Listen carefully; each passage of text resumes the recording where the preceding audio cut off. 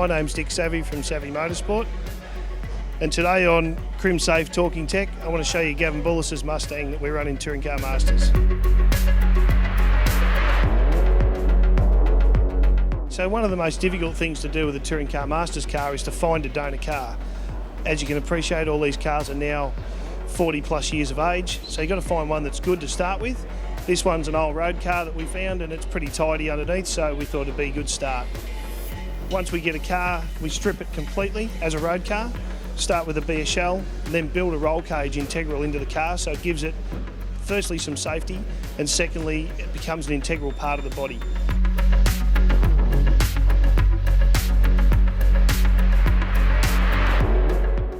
Okay, so what you can see here, not quite your standard 1970 Mustang. First and foremost, must have a good seat, must be compliant with current regulations for both CAMS and FIA.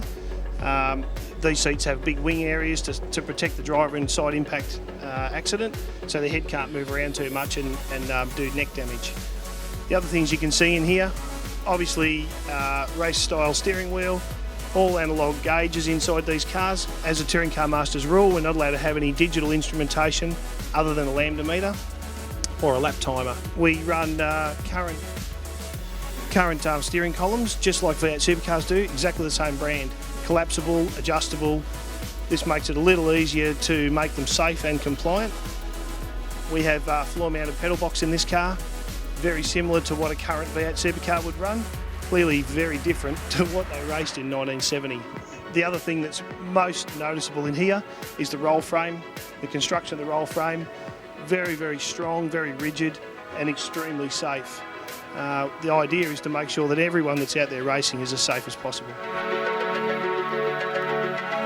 With all Touring Car Masters cars, they all have to run similar engine packages to whatever that car make and model had.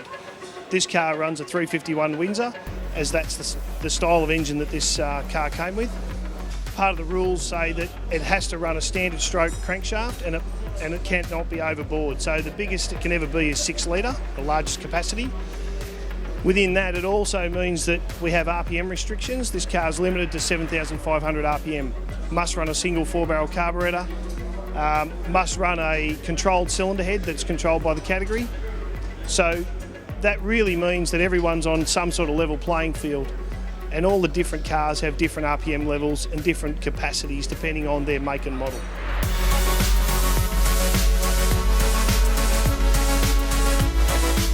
Okay, so the next part is transmission. The rules in our category state we can only use a 4-speed transmission, so 4 forward gears and 1 reverse gear. We currently use transmissions the same as NASCAR Sprint Cup. So the Sprint style transmission is a big, beefy 4-speed dog box. So it's like an overgrown transmission they used to run in V8 supercar many years ago, but it only has 4 forward gears. Very tough, very reliable, and we can make any ratio change we like. We're not fixed by ratio in any way. We can have any amount of ratio changes we like, and we can have any amount of transmissions we like. We're not limited to that whatsoever.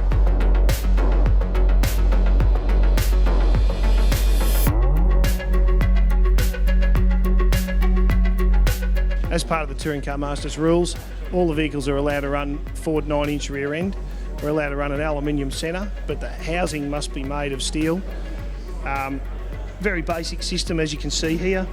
This car came with leaf springs, so it has to run a leaf spring rear suspension. We are allowed to add arms, but we are only allowed to add arms in certain ways inside the rules, but we must remain with a leaf spring.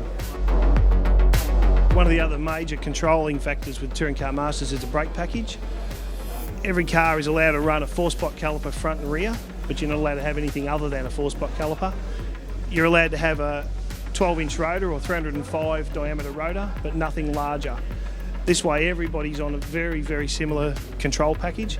It's not a control package as in you have to buy certain brands. We can all buy whatever brand we like, but we must conform to the size and shape that is required. It's a little bit like the wheels and tyres. Everyone must run a 15/8 rim. Everyone must run the controlled Hoosier tyre. So as you can see here, steel bodies, steel doors, steel guards.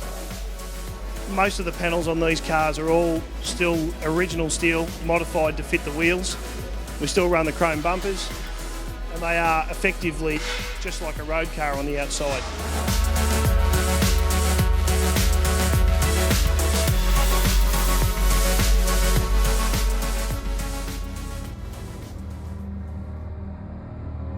Shut the door on scary with the one and only Crimsafe.